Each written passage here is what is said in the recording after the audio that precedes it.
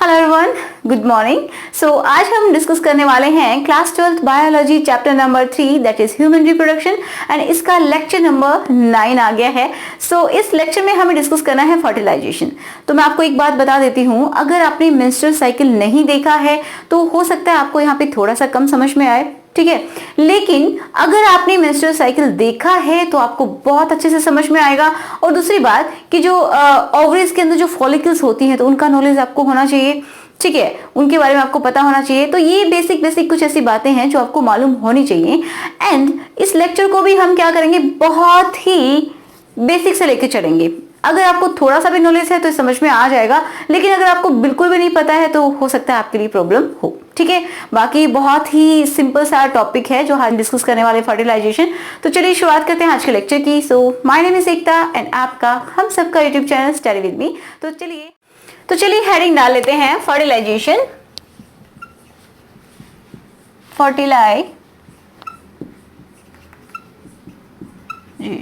ठीक है।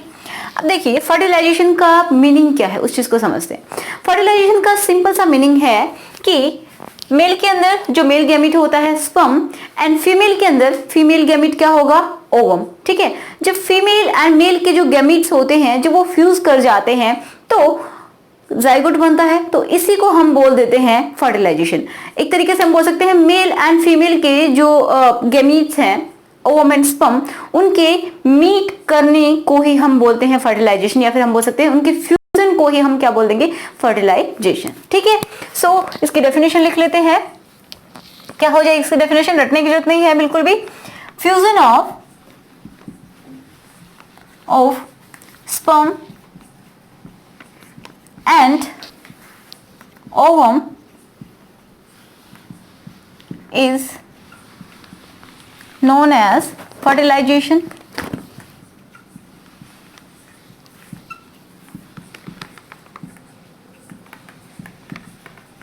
और सिनगैमी, ये एक टर्म है, ठीक है। इसको सिनगैमी भी बोल सकते हैं एंड फर्टिलाइजेशन भी बोल सकते हैं कि जब जो मेल होता है, ठीक है, इसके लिए हम ये साइन यूज करते हैं, एंड फीमेल, इनके क्या होते हैं, इसमें क्या होते हैं स्पर्म, इसमें क्या होगा ओवम, ओके। ये दोनों जब मीट करेंगे तो क्या बनेगा, जाइगोट। तो ये जो प्रोसेस है मीट करने का, इसी को हम बोल देते हैं क्या, फर्टिलाइजेशन, ठीक है। समझ में आया? तो इसको हम और डिटेल में आगे डिस्कस करने वाले हैं कि देखो ये क्या होते हैं, हैप्लॉइड होते हैं। चलिए मैं बता देती हूँ, ये हैप्लॉइड होता है, ठीक है, ये भी हैप्लॉइड है, एंड ये दोनों मिलके क्या बना लेते हैं, डिप्लॉइड जाइगोट, ठीक है। समझ में आ रहा है? इसमें n नंबर ऑफ क्रोमोसोम होंगे, इसमें भी n नंबर ऑफ क्रोमोसोम होंगे, एंड इन दोनों ने मिलके क्या बना लिया, 2n जाइगोट, ठीक है। अब ये जो 2n जो जाइगोट बना है ना, इसी से पूरा जो ह्यूमन है, ठीक है, वो बन जाएगा। हम सभी किससे मिलके बने हैं, सिर्फ शुरुआत में क्या थे, एक छोटा सा जाइगोट, ठीक है। इसी से पूरी बॉडी बन जाती है ह्यूमन बीइंग की, ओके। हम यहाँ पे ह्यूमन बीइंग्स की बात करें तो उसी के बारे में बोलेंगे, ठीक है। तो चलिए अब हम देख लेते हैं शुरुआत से कि ये किस तरीके से प्रोसेस होता है। तो अब हम फीमेल रिप्रोडक्टिव सिस्टम की हेल्प से समझेंगे कि कहाँ पे फर्टिलाइजेशन होता है। तो सबसे पहले मुझे इसको ड्रॉ करना होगा। आई होप आपको ड्रॉ करना आता होगा, ये नहीं आता है तो प्रैक्टिस कीजिए, एंड अब तक आपको आ जाना चाहिए, ठीक है। तो मैंने ये यूट्रस ड्रॉ कर लिया है, एंड ये है क्या, सर्विक्स, ठीक है, एंड इसके नीचे यहाँ पे वजाइना, ओके, ये वजाइना। इसकी जो लेंथ होती है अराउंड 10 सेंटीमीटर होती है वजाइना की। अब जो सर्विक्स है उसको हम कैप ऑफ वजाइना भी बोलते हैं, ओके। तो ये यूट्रस होता है, यूट्रस की कितनी वॉल होती है आपको पता होगा, लेयर कितनी होती है, तो सबसे बाहर वाली जो लेयर होती है उसको हम क्या बोलते हैं, पेरीमेट्रियम, ठीक है। चलिए मैं लिख लेती हूं, पेरीमेट्रियम। जो मिड होती है, मिड में जो लेयर होती है उसको हम क्या बोलते हैं, उसको हम बोलते हैं मायोमेट्रियम, ठीक है, ये तो आपको अच्छे से याद हो जाना चाहिए, मायोमेट्रियम। एंड सबसे अंदर की जो लेयर होती है ये वाली, इसको हम क्या बोलते हैं, इसको बोला जाता है एंडोमेट्रियम, ठीक है, जो कि ब्लड वेसल से मिलके बनी होती है। जो मिडिल होती है, मिडिल लेयर, वो किससे मिलके बनी होती है, ये होती है स्मूथ मसल्स से बनती है। स्मूथ मसल्स से बनी का मतलब होता है कि ये हमारे अकॉर्डिंग काम नहीं करती, एंड जब बेबी डिलीवर होता है तो उस टाइम में क्या करती है, ये कॉन्ट्रैक्शंस लाती है, ठीक है, इसकी वजह से कॉन्ट्रैक्शंस आते हैं। तो ये मैं इस तरीके से बना लेती हूँ ब्लू कलर से, जो कि क्या है, मायोमेट्रियम।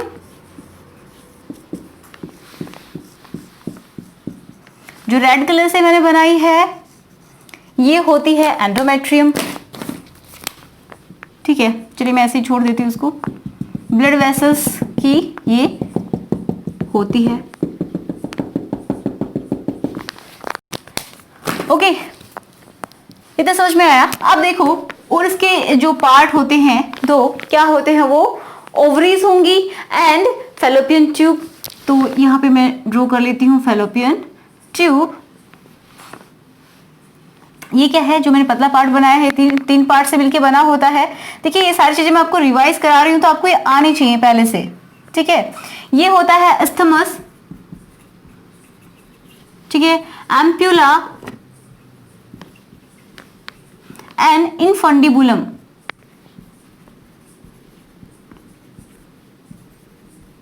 Okay, infundibulum.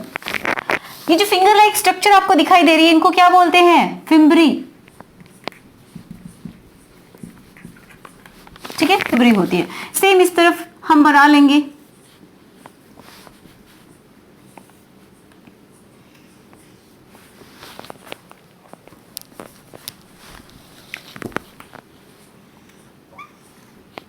इस तरीके से ये एम्प्यूला एंड ये हो गया फनल शेप्ड, क्या है, infundibulum, ampulla and isthmus. Isthmus जो पतला वाला पार्ट है वो, ओके, ये फिम्बरी हो गई। एंड यहाँ पे होती है क्या,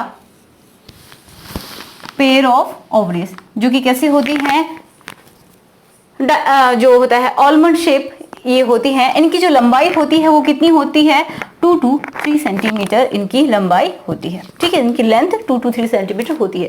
देखिए मैंने सब कुछ बता दिया है आपको इतना। ये पेरीमेट्रियम, ये मायोमेट्रियम, देखिए थोड़ा छोटा लिख रही हूं, ये है एंडोमेट्रियम। क्लियर है इतना। अब देखो क्या हमें देखना है कि किस तरीके से फर्टिलाइजेशन होता है। तो देखिए जब क्या होगा कि जो फीमेल है, फीमेल की बॉडी में क्या हो जाएगा, ओव्यूलेशन हो जाएगा। तो आपने पढ़ा है कि ओव्यूलेशन आपने पढ़ा है मेरे प्रीवियस लेक्चर में, अगर आपने नहीं देखा है तो प्लीज देख लीजिए उस चीज को। चलिए हम समझते हैं। यहाँ पे क्या होती है, प्राइमरी फॉलिकल होती है जो कि किसमें, सेकेंडरी फॉलिकल में कन्वर्ट होती है, एंड सेकेंडरी से वो टर्शरी में जाती है, ठीक है, टर्शरी से किस में जाती है, ग्राफियन फॉलिकल में वो कन्वर्ट होती है। एंड ग्राफियन फॉलिकल में जो oocyte होती है वो कौन सी होती है, सेकेंडरी oocyte होती है। अब जो सेकेंडरी oocyte होती है वो क्या करेगी, बाहर उभर जाएगी, मतलब जो ओवरी है उसकी सरफेस पे उभर के निकलेगी, जैसे कि कोई पिंपल होता है, इस तरीके से वो बाहर बल्जेस आउट हो जाएगी, ठीक है। इसके सरफेस से थोड़ी सी उभरी हुई दिखाई देगी। जब ओव्यूलेशन का टाइम होगा उस टाइम में इस तरीके से दिखाई देगी। अब जैसे ही क्या होगा, LH सर्ज होगा, मतलब LH का लेवल बढ़ता है, तो क्या होता है, ये रप्चर कर जाती है, फट जाती है। एंड देन क्या हो जाता है, ये जो फिम्बरी होती हैं, ये फिम्बरी इसको कैप्चर कर लेती हैं, कुछ इस तरीके से करती रहती हैं ये, ठीक है। एंड ये क्या करेंगी, जो यहाँ से उभरेगा, मान लीजिए ओवरी है एंड इसके ऊपर ये क्या है, सेकेंडरी oocyte, तो इसको ये इस तरीके से पकड़ लेंगी एंड पकड़ के क्या करेंगी, इसके अंदर इसको ले जाएंगी। अब ये चलेगा कैसे, ठीक है। अब ये सवाल आता है कि जब ओव्यूलेशन हुआ, ये ओव्यूलेशन हुआ मतलब ये ग्राफियन फॉलिकल फट गई, ठीक है, एंड इसमें से जो सेकेंडरी oocyte है वो यहाँ पे आ गई, ओके, जो सेकेंडरी oocyte है वो यहाँ पे आ गई। एंड उसके बाद वो आगे कैसे बढ़ेगी, उसके बाद ये आगे कैसे बढ़ेगी, ये मैंने बना दी सेकेंडरी oocyte। अब आप सोचेंगे कि ये मैंने कैसे बनाया, तो देखिए जो सेकेंडरी oocyte होती है उसमें क्या होता है, मैं एक बार थोड़ा सा आपको बता दूं कि जो सेकेंडरी oocyte है वो कैसी होती है कि बीच में ये क्या है, ये इसकी न्यूक्लियस है। ओके, ये हमारी oocyte है, तो ये अकेले बाहर नहीं आती है, ये अपने साथ किस किस को लेके आती है। सबसे पहले एक लेयर होती है नॉन सेलुलर लेयर, ये मैं ब्लू कलर से बना रही हूं। नॉन सेलुलर लेयर होती है जिसको हम बोलते हैं क्या, जोना पेल्यूसिडा। ठीक है, जोना पेल्यूसिडा।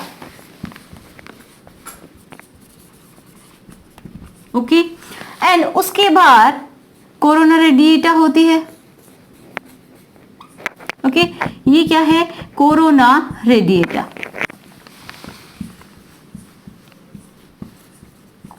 रेडिएटा। ओके, इस तरीके से ये एक तरीके से ग्रेनुलोसा सेल्स की ही बनी हुई है। अब ग्रेनुलोसा सेल्स के कुछ और भी सेल इनके साथ आ जाते हैं, जैसे कि हमने पढ़ा था क्यूमुलस oophorus, ये और भी ग्रेनुलोसा सेल्स के साथ कुछ इनके साथ आ जाती हैं। ठीक है, तो ये सारी, ये क्या है, कंप्लीट एक oocyte है, सेकेंडरी oocyte। समझ में आया, ये यहां से बाहर आती है किसके अंदर, फिम्बरी के थ्रू ये इनफंडिबुलम में आ जाती है। अब आपको इतना भी समझ में आना चाहिए कि जो ग्राफियन फॉलिकल है ये आपको पहले से पता होना चाहिए, लेकिन अगर नहीं पता है तो मैं एक बार आपको बता देती हूँ ग्राफियन फॉलिकल क्या होती है। ये तो उसके बीच की बात है ना, जो हमने निकाल लिया, ये जो हमारा मोती है, हम जिसको मोती बोलते आ रहे हैं। ठीक है, लेकिन आप एग्जाम में लिख के नहीं आना, ये जस्ट आपको समझाने के लिए है। ये क्या है, सेकेंडरी oocyte है, ये बाहर निकल जाएगी, ये रप्चर हुई। ठीक है, ये बाद में किसमें कन्वर्ट हो जाएगी, कॉर्पस ल्यूटियम में, इस तरीके से येलो बॉडी में। एंड अगर फर्टिलाइजेशन हो जाता है, तो मैंने बोला था कि खुश रहती है कि फर्टिलाइजेशन होगा, तो अगर फर्टिलाइजेशन होता है, कॉर्पस ल्यूटियम जो है वो एग्जिस्ट करेगा 3 मंथ के लिए। ओके, अगर फर्टिलाइजेशन नहीं होता है तो 14 डे में ये डिजेनरेट हो जाती है एंड इस तरीके की एक व्हाइट बॉडी बना लेगी, जिसको हम बोलेंगे कॉर्पस एल्बिकेंस। क्लियर है इतना, ये सब कुछ हम पढ़ चुके हैं डिटेल में, तो आप जरूर लेक्चर्स को देखते आइए, देन आपको समझ में आएगा ये। ठीक है, चलिए मैं एक बार आपको इसकी स्ट्रक्चर बना के बता देती हूँ ग्राफियन फॉलिकल की, तो मैं यहीं पे ड्रॉ कर लेती हूँ। ये क्यूमुलस oophorus की लेयर होती है एंड ये एक कैविटी आपको दिखाई दे रही है, इसको हम क्या बोलते हैं, ये जो कैविटी है इसको हम बोलेंगे एंट्रम। ओके, ये एंट्रम होता है, इसके अंदर लिक्विड होता है जिसको हम क्या बोलते हैं, लिकर फॉलिकुलाई। लिकर फॉलिकुलाई, स्पेलिंग आप देख लेना। ठीक है, लिकर फॉलिकुलाई, इसके अंदर जो लिक्विड होता है उसको हम बोलते हैं, ये जो कैविटी है इसको हम क्या बोलते हैं, एंट्रम बोलते हैं। एंड जो थीका सेल्स होती है, थीका जो लेयर होती है वो भी 2 में डिवाइड हो चुकी होती है। एक तो होती है थीका, जैसे मैं इस तरीके से ये बना लेती हूं, ये थीका इंटरना, जो कि कैसी होती है, वास्कुलर होती है। एंड जो आउटर जो थीका होगी, इस तरीके से आउटर थीका जो होती है वो होती है फाइब्रस। ठीक है, ये फाइब्रस होती है, इसको हम बोलते हैं थीका, थीका एक्सटर्ना, बाहर वाली को, एंड ये थीका इंटरना। ओके, सॉरी अच्छा नहीं लिखा जा रहा, थीका इंटरना, समझ में आ रहा होगा आई होप। एंड इसके बीच में ये क्या होती है, सेकेंडरी oocyte। जब ये फटती है, कब फटती है, जब LH का लेवल बढ़ता है, उसको हम बोलते हैं LH सर्ज। ठीक है, तो जब ये बढ़ता है तो ये फट जाती है एंड ये निकल के बाहर चली जाएगी। बाहर मीन्स फिम्ब्रीज को कैप्चर कर लेंगी एंड इसके अंदर लेके जाएंगे फैलोपियन ट्यूब के अंदर।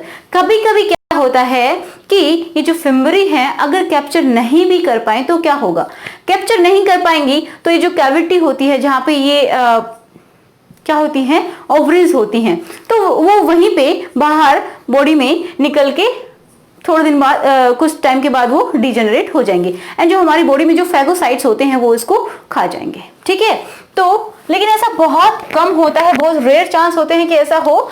तो अगर यहाँ पे कैप्चर हो जाता है तो ये किस में चली जाती है, फैलोपियन ट्यूब के अंदर। एंड फैलोपियन ट्यूब के अंदर आगे मूव कैसे करेगी आप बताइए।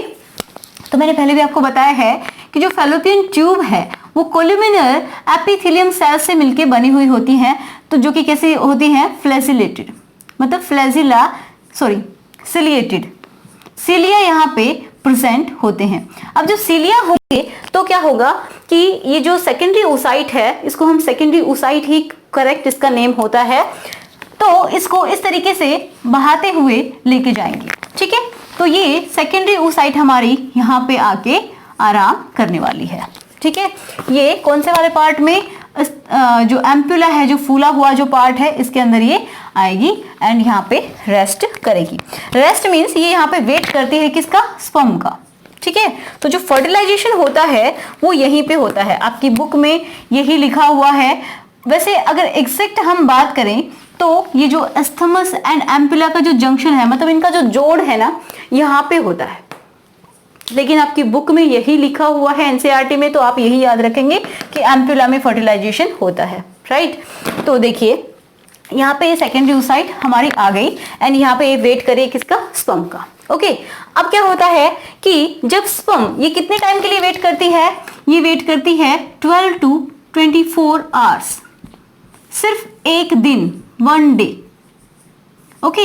अगर इसके दौरान यहाँ पे कोई स्पर्म आता है तो फर्टिलाइजेशन होगा, नहीं तो नहीं होगा। अगर यहाँ पे पहले से स्पर्म पड़ा हुआ है तो फर्टिलाइजेशन होगा, नहीं तो नहीं होगा, ठीक है। समझ पा रहे हैं।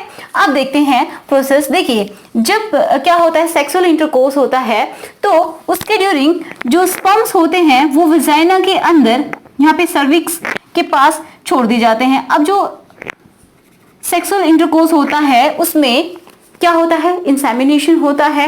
इंसेमिनेशन का मतलब क्या है, इंसेमिनेशन का मतलब होता है कि जो मेल के जो गैमीट्स हैं, स्पर्म है या फिर हम बोल सकते हैं सीमेन है, उसका ट्रांसफर किसमें, वेजाइनल ट्रैक में, यही होता है इंसेमिनेशन। तो हम बोल सकते हैं transfer of sperm into vagina of female, ठीक है, this is known as the insemination. अब ये आर्टिफिशियल भी हो सकता है एंड नेचुरल भी हो सकता है। नेचुरल तो ड्यूरिंग इंटरकोर्स ही ये होगा, ठीक है, बट इसको आर्टिफिशियल तरीके से भी करवाया जा सकता है, जैसे कि डॉक्टर होते हैं वो इसको आर्टिफिशियल भी यहाँ पे इंजेक्ट करते हैं स्पर्म्स को, ओके। अगर किसी मेल में कोई प्रॉब्लम है तो वो स्पर्म्स को यहाँ पे इंजेक्ट करते हैं, ओके। तो यहाँ पे इंसेमिनेशन के दौरान कितने स्पर्म्स आते हैं आपको पता होगा, कितने, कुछ लिक्विड होता है हम बोलते हैं जिसको सीमेन बोलते हैं, एंड इसमें स्पर्म कितने होते हैं, around 200 to 300 millions of sperm होते हैं, ठीक है, यहाँ पे छोड़ दिए जाते हैं। अब आपको पता है कि जो वेजाइना है, ठीक है, उसका पीएच कैसा होता है, अराउंड उसका पीएच होता है 4.5, ठीक है, इसके अराउंड होता है। दैट मीन्स ये एसिडिक होता है, जबकि जो सीमेन है वो कैसा है, वो बेसिक इन नेचर होता है।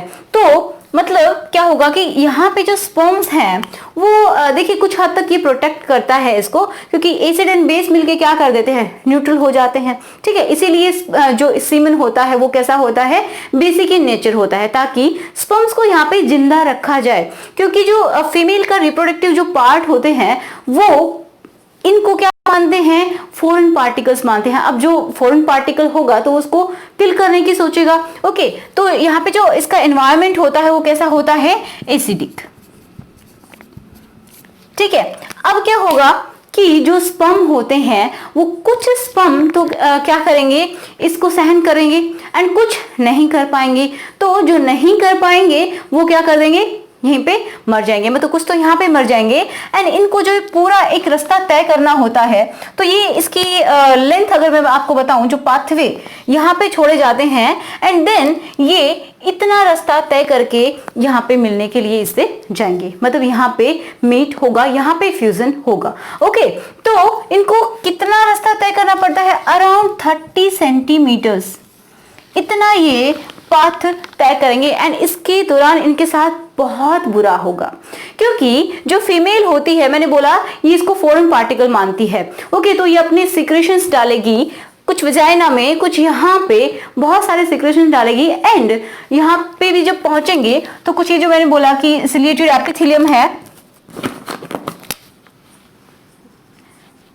सिलिया यहाँ पे प्रेजेंट है, तो कुछ क्या करेंगे जो कि वीक होंगे बेचारे, तो इनमें भी फंस जाएंगे। कुछ यहाँ पे जो वेजाइना के सीक्रेशन है, ठीक है, उसमें फंस जाएंगे।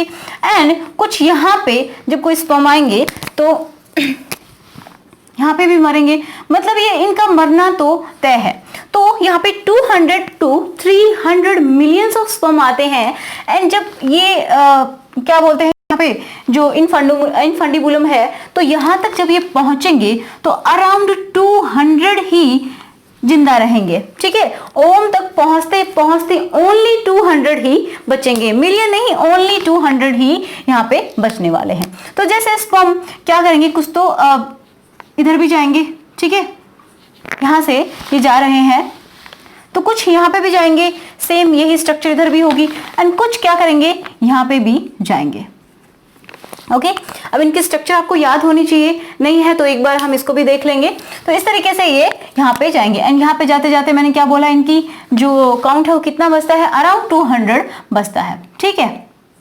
बाकी क्या हो जाते हैं जो बिल्कुल परफेक्ट होंगे ना, मतलब जिनकी पोटेंशियल ज्यादा होगी, एंड जो सबसे ज्यादा सबसे ज्यादा क्या होते हैं, मोटाइल होते हैं, वही क्या कर पाएंगे, इससे मेट कर पाएंगे, ठीक है। मतलब यहाँ पे दौड़ कितने की है, 200 से 300 मिलियन, ओके। एंड सिर्फ और सिर्फ जो विनर होगा वो 1 होगा। कभी कभी मैंने बोला है बहुत बार 2 भी हो सकते हैं, लेकिन एक ही ओवा को फर्टिलाइज नहीं करेंगे, ठीक है, वो अलग बातें हैं जब ट्विंस बनते हैं, ओके।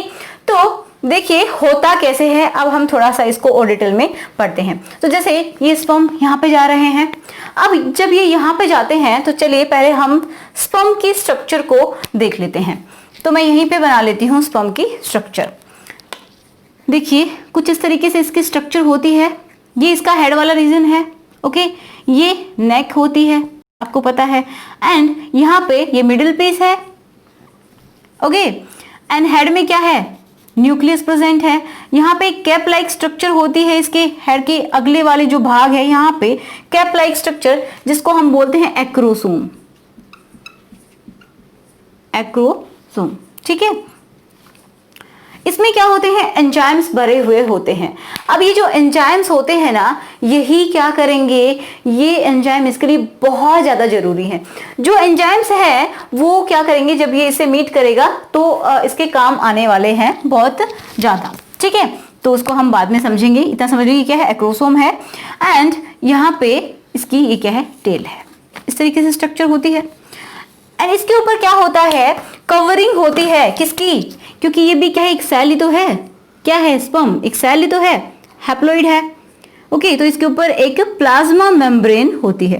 कोई भी सेल है, नॉर्मल कोई भी सेल होती है तो उसके ऊपर प्लाज्मा मेम्ब्रेन होती है, ठीक है। तो इसकी भी सेल की एक मेम्ब्रेन होती है। क्लियर है, इतना समझ में आ रहा है, ओके। यहाँ पे जो मिडिल पीस है, यहाँ पे क्या पड़े होते हैं, माइटोकॉन्ड्रिया, जिनको हम किस टाइप से अरेंज होते हैं, जो अरेंजमेंट होता है इनका, इसको हम बोलते हैं क्या, निबेनकर्न, ओके।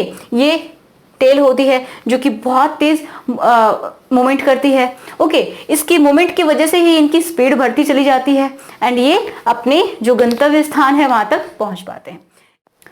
अब देखिए मैं आपको क्या समझाना चाहती हूँ कि ये जो मेम्ब्रेन होती है इसकी, तो अगर इसके ऊपर ये जो मेम्ब्रेन अच्छे से इसके ऊपर बनी रहेगी तो यहाँ पे फर्टिलाइजेशन में बहुत प्रॉब्लम होने वाली है। क्यों होने वाली है, क्योंकि इसका जो हेड वाला रीजन है यहाँ पे क्या प्रेजेंट है, एक्रोसोम, जो कि कैप लाइक स्ट्रक्चर में आपको बता रही हूँ। एक्रोसोम में क्या प्रेजेंट है, एंजाइम्स प्रेजेंट है, हाइड्रोलिटिक एंजाइम्स होते हैं, जो कि क्या काम करने क्या इनका काम है, मेनली इनका काम होता है कि जो ये जो सेकेंडरी oocyte है, इसके बाहर जो लेयर्स बनी हुई हैं, अब उसको इससे मिलने के लिए, ये जो सेकेंडरी oocyte है, इससे मिलने के लिए क्या करना पड़ेगा, इनको पेनिट्रेट करना पड़ेगा। अब वो पेनिट्रेट किसकी हेल्प से हो सकता है, ये एंजाइम्स की हेल्प से। जब ये एंजाइम्स यहाँ पे पहुंचाएंगे तो उसकी वजह से पेनिट्रेशन हो जाएगा, ये इसके अंदर इजीली एंटर कर सकता है, ओके। तो इसीलिए यहाँ पे इंपॉर्टेंस होता है एक्रोसोम का। अब मेन बात यह है कि यहाँ पे जो मेम्ब्रेन है उसको किसी भी तरीके से वीक बनाया जाए। तो जो ये फीमेल रिप्रोडक्टिव ट्रैक्ट होता है, तो यहाँ पे कुछ स्पेशल टाइप की रिएक्शंस होती हैं। मतलब क्या है कि ये जो प्लाज्मा मेम्ब्रेन है, एक तरीके से मेम्ब्रेन होती है, मेम्ब्रेन, इसमें से क्या किया जाए कि कुछ प्रोटीन का पार्ट एंड कार्बोहाइड्रेट इसमें से निकाल लिए जाए, तो ये बेचारी वीक हो जाएगी। ठीक है, तो इस मेम्ब्रेन में से क्या निकाला जाए, प्रोटीन एंड कार्बोहाइड्रेट। अगर हम निकाल लें, रिमूव कर लें इसमें से, तो ये वीक हो जाएगी। अभी वीक हो जाएगी तो ये क्या हो जाएगा, ये जो एक्रोसोम है ये फट जाएगा। ओके, फट जाएगा एंड देन ये जो एंजाइम्स इसके अंदर भरे हुए हैं वो रिलीज हो जाएंगे। जब ये रिलीज हो जाएंगे तो क्या होगा, इसको आराम से पेनिट्रेट कर सकते हैं। समझ पा रहे हैं? तो यहाँ पे ये जाते जाते क्या हो जाएगा कि इसके ये जो मेम्ब्रेन होती है वो बहुत ही वीक हो जाएगी। ठीक है, जो मेम्ब्रेन वीक हो जाएगी तो क्या होगा, ये एक्रोसोम फट जाएगा। एक्रोसोम फटने से एंजाइम्स निकलेंगे, एंजाइम निकलेंगे, इसको पेनिट्रेट करेंगे। समझ में आ रहा है? ओके, तो ऐसा कुछ होने वाला है। अब हमें ये देखना है, ये स्पर्म चलता हुआ इसके पास चला गया। अब मैं यहाँ पे एक छोटी सी स्ट्रक्चर ड्रॉ कर लेती हूँ। ये इस तरीके से यहाँ पे घुसने की कोशिश करता है। अब इसका मैंने बोला कि जो मेम्ब्रेन होती है वो हट जाती है तो उसको एक स्पेसिफिक नाम दिया जाता है। ओके, इसलिए मैं आपको बता रही हूं बार बार कि जब इसके मेम्ब्रेन को वीक किया जाता है, कमजोर किया जाता है स्पर्म की मेम्ब्रेन को, तो उसको एक स्पेसिफिक नाम देते हैं जिसको हम बोलते हैं कैपेसिटेशन रिएक्शन। क्या बोलते हैं? Capacitation reaction. ओके, याद रहेगा, कैपेसिटेशन रिएक्शन बहुत ज्यादा जरूरी है। अगर कैपेसिटेशन रिएक्शन नहीं होगी तो क्या होगा, इजीली ये पेनिट्रेट उसके अंदर नहीं कर पाएगा। ठीक है, एंड फर्टिलाइजेशन नहीं होगा। ओके, समझ पा रहे इतना? अब देखिए मैं क्या करती हूं, यहां पे ड्रॉ कर लेती हूं फर्टिलाइजेशन कैसे होता है। आप इसको नोट कर लीजिए।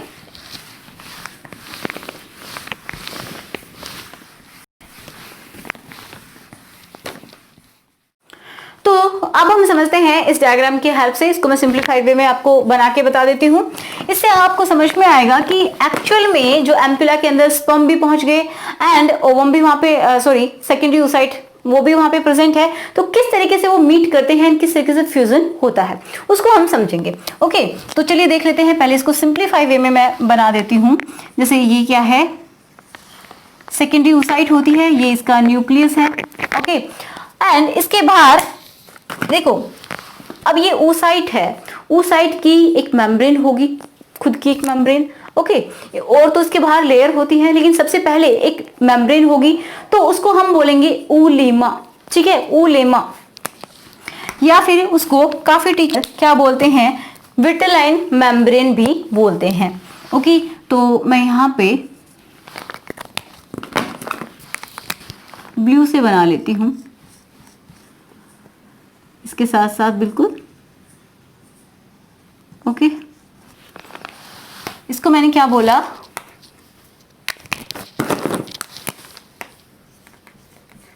ऊलेमा या फिर विटेलाइन मेम्ब्रेन। ओके, अब विटेलाइन मेम्ब्रेन है, उसके बाहर एक स्पेस होता है, मतलब एक कैविटी जैसी होती है। तो ये जो कैविटी होती है उसको हम बोलते हैं क्या, जो कैविटी है, ये मान लीजिए कोई कैविटी है इसके बाहर, तो इसको हम बोलेंगे पेरीविटेलाइन कैविटी, क्योंकि विटेलाइन के बाहर है। ओके, इसके चारों तरफ, तो इसको हम बोलेंगे पेरीविटेलाइन कैविटी।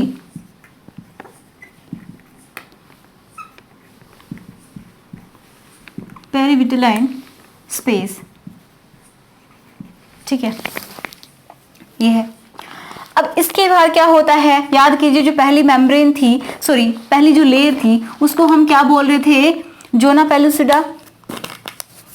तो इसको मैं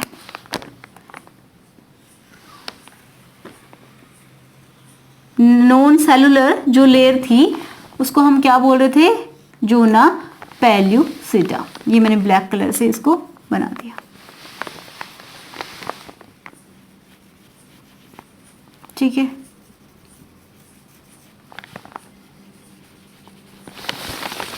जोना पेलुसिडा। ओके, अब इससे बाहर क्या था? कोरोना रेडिएटा था। ओके, क्या था? कोरोना रेडिएटा, जो कि इस तरीके से रेज की तरीके से निकला हुआ, इस तरीके से। ठीक है, इसको थोड़ा सा सुंदर बना लेते हैं।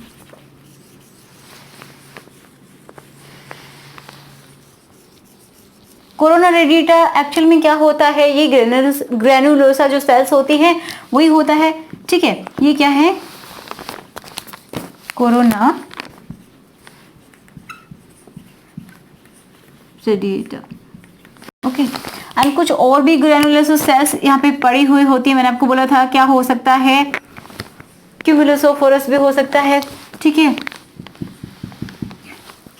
ओके, तो इस तरीके से ये स्ट्रक्चर होती है। तो हम इतना ही एक बार देख लेते हैं।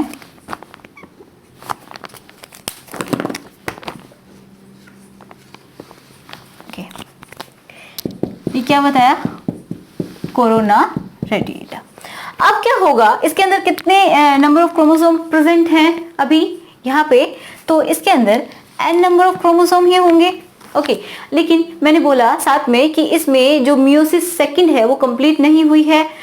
देखो, पूरा जो ओवम कब बनता है, जिस तरीके से स्पर्म कब बनता है, स्पर्म जब बनता है जब उसके अंदर पूरी तरीके से जो meiosis first and second complete हो जाती है, उसके बाद ही स्पर्म बनता है। तो इसी तरीके से ओवम में भी first meiosis and second complete हो जाएगी, उसके बाद ही क्या बनेगा? पूरा ओवा बनेगा। ओके, अभी किसमें है ये? सेकेंडरी oocyte ही हम इसको बोल रहे हैं, क्योंकि मेटाफेज में अटका हुआ है। अगर आपको ये चीज समझ में नहीं आ रही है तो oogenesis देखिए एंड स्पर्मेटोजेनेसिस आप देख लीजिएगा, आपको समझ में आ जाएगा। मेनली आप oogenesis को जरूर देखिए।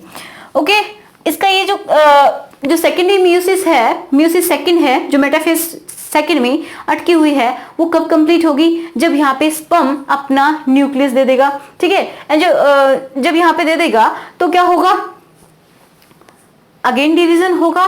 एंड चलिए हम देखेंगे, अभी आपको समझ में नहीं आ रहा होगा शायद। देखो, अब क्या होगा? जैसे कि इस तरीके से कोई स्पर्म आता है। ठीक है, ये स्पर्म आता है। अब जो स्पर्म का जो हेड होता है, हमने बोला था कि कैपेसिटेशन रिएक्शन होती है एंड ये लगभग टूट जाता है। तो यहाँ पे एक स्पर्म तो आएगा नहीं, बहुत सारे स्पर्म आएंगे। ठीक है, बहुत सारे स्पर्म आएंगे। अब जो बिल्कुल परफेक्ट होगा, जिसकी एनर्जी बहुत ज्यादा होगी, एंड हम बोलेंगे जिसके अंदर कोई कमी नहीं होगी एक तरीके से। देखिए, स्पर्म काउंट मैंने आपको बताया था, जो स्पर्म होते हैं जो बिल्कुल परफेक्ट हैं, जिनकी एनर्जी बहुत ज्यादा है, तो वही यहाँ तक पहुंच पाते हैं, बाकी तो पहले रास्ते में ही मर जाते हैं। ओके, अब काफी सारे स्पर्म आएंगे, इसको पीएस करने की कोशिश करेंगे, इसको पेनिट्रेट करने की कोशिश करेंगे। अब इनका यहाँ तक आते आते जो इनका हेड वाला रीजन है, जो कैप है, ये फट जाता है। ठीक है, एंड यहाँ पे क्या होते हैं? एक्रोसोम होते हैं। अब जैसे मैं यहाँ पे एक स्पर्म बना लूं, ये इनका हेड पूरा फट गया है एंड एक्रोसोम धीरे धीरे निकल रहा है। एक्रोसोम में जो एंजाइम्स हैं वो धीरे धीरे बाहर निकल रहे हैं। अब जो बाहर निकलेंगे तो इसको ये क्या करते चलेंगे? डिसोल्व करते चलेंगे। इसका मतलब इसके अंदर से पेनिट्रेट हो जाएगा। तो मैं यहाँ पे एक स्पर्म बना लेती हूँ। जैसे कोई स्पर्म है एंड ये एंटर कर गया पूरी तरीके से, जो ये क्या है? Corona radiata and zona pellucida, इनमें से ये पेनिट्रेट कर गया। ओके, इसने किसको टच कर लिया? इसको ऊलिमा को क्या कर लिया? टच कर लिया। ओके, इसका हेड ऑलरेडी फट चुका है। इसके अंदर क्या प्रेजेंट है? बहुत सारे ये एंजाइम्स प्रेजेंट हैं। ओके, ये एंजाइम्स प्रेजेंट हैं। इन एंजाइम्स को लेके जाएगा एंड इसके अंदर देखो, इसका सर फट गया, इसके अंदर एंजाइम्स की वजह से ये इसके अंदर घुस जाएगा। अब क्या होगा कि इसका जो न्यूक्लियस है वो इसके अंदर ये डाल देगा। तो यहाँ पे ये इसका हेड वाला रीजन इसके अंदर इंसर्ट करेगा। ठीक है, मान लीजिए ये है। ओके, तो ये फट चुका है। अब यहाँ से ये जो न्यूक्लियस है ये जाएगा यहाँ। ठीक है, तो इसको मैं क्या बोलूं? इसको हम बोलते हैं mail pro nucleus. Mail pro nucleus. अब देखिए, ये था फीमेल न्यूक्लियस, फीमेल का न्यूक्लियस था, जिसके अंदर क्या बचा हुआ है? अभी अभी इसके अंदर मियोसिस सेकंड बची हुई है। अब ये क्या होगा, यहाँ पे जैसे ही इसके अंदर एंटर किया तो इसकी मियोसिस सेकंड वो कंप्लीट होगी। वो किस तरीके से कंप्लीट होगी, देखो ये जो है ये 2 में डिवाइड करेगा। ये जो पूरी सेल है एक तरीके से न्यूक्लियस में ही हम देखते हैं सब कुछ जो डिवीजन हो रहा है वो पहले तो ये 2 में डिवाइड करेगा। अब जब 2 में डिवाइड करेगा तो किस तरीके से होगा, एक तो ये सेल बनी एंड एक ये पूरी सेल बनी। तो देखो किस तरीके से होता है, इस तरीके से आपको बना के भी बताया जाता है। ये स्पिंडल फाइबर्स होते हैं, इस तरीके से मियोसिस सेकंड कंप्लीट हो जाती है। एक तो ये सेल बन गई, ये बिल्कुल छोटी सी, ओके, एंड ये पूरी एक सेल बन गई जिसका ये न्यूक्लियस है। ओके, अब ये जो सेल है ये बनी है ये वाली, इसको हम बोलेंगे सेकेंडरी पोलर बॉडी या फिर सेकेंड। वो प्राइमरी पोलर बॉडी बन चुकी थी, अब सेकेंडरी पोलर बॉडी जो कि क्या हो जाएगी, बाद में डीजेनरेट हो जाएगी। ठीक है, जो कि डीजेनरेट हो जाएगी। अब ये डीजेनरेट हो गई, खत्म हो गई। ओके, अब ये समझ पा रहे हैं, ठीक है। अब ये जो बचा है न्यूक्लियस, ओके, इसके मतलब पूरी तरीके से जो मियोसिस सेकंड है वो कंप्लीट हो चुकी है। अब ये जो बचा है इसको हम बोलेंगे क्या, ओवम। अब ये बन चुका है ओवम, ठीक है। अब ये जो ओवम बच गया तो इसका ये न्यूक्लियस है, ठीक है, ये इसका न्यूक्लियस है फीमेल का एंड ये मेल का। अब इन दोनों का क्या होगा, मिलन होगा, मींस इन दोनों का ही अब फ्यूजन होगा, ठीक है। तो मैं यहाँ पे चलिए यहीं पे बना देती हूँ, ठीक है। अब ये दोनों क्या करेंगे, मीट करेंगे। कब मीट किए हैं, ये जैसे फीमेल का न्यूक्लियस एंड ये मेल का, इस तरीके से क्या करेंगे, मीट करेंगे। अब ये मीट करके क्या बना लेंगे, मीट करके इन्होंने बना लिया ये जाइगोट, ठीक है, ये बना लिया जाइगोट। अब आपको पता है कि जो फीमेल का न्यूक्लियस था वो कैसा था, हैप्लॉइड। मेल का न्यूक्लियस था वो कैसा था, हैप्लॉइड। दोनों ने मिलकर क्या बना लिया, 2n जाइगोट। ओके, अब ये क्या बन गया, जाइगोट। अब इसके अंदर क्या डिवीजन होने हैं, जो भी डिवीजन होंगे माइटोटिकली डिवाइड करेगा। माइटोटिक मतलब माइटोसिस होगी। अब माइटोसिस का मतलब क्या है कि इसके अंदर कि ये जो न्यूक्लियस एंड इसका जो साइटोप्लाज्म है ये टूटेगा, मतलब एक तरीके से डिवीजन होगा एंड इसका क्लीवेज हम इसको बोलेंगे। क्लीवेज क्यों बोलेंगे, क्योंकि इसका जो ये जो साइटोप्लाज्म है ये कुछ इस तरीके से डिवाइड करेगा कि ये जितना है इसके अंदर मैटर उतना ही रहेगा, बस इसके अंदर कंपार्टमेंट अलग बन जाएंगे एक तरीके से, ये समझ लीजिए। अब छोटे छोटे पार्ट्स में ये टूटता चला जाएगा, जिसको हम नेक्स्ट में पढ़ने वाले हैं, क्योंकि उसमें आपको पता चलेगा, उसमें आपको पढ़ने को मिलेगा कि इम्प्लांटेशन कैसे होता है। तो एक बार फर्टिलाइजेशन हो गया, आपको पता चला कि फर्टिलाइजेशन कहाँ पे हुआ है। तो फर्टिलाइजेशन हुआ है, ये जो फीमेल का रिप्रोडक्टिव पार्ट था हमने देखा यहाँ पे, ये जो एम्पुला है, ठीक है, ये क्या है, यूट्रस।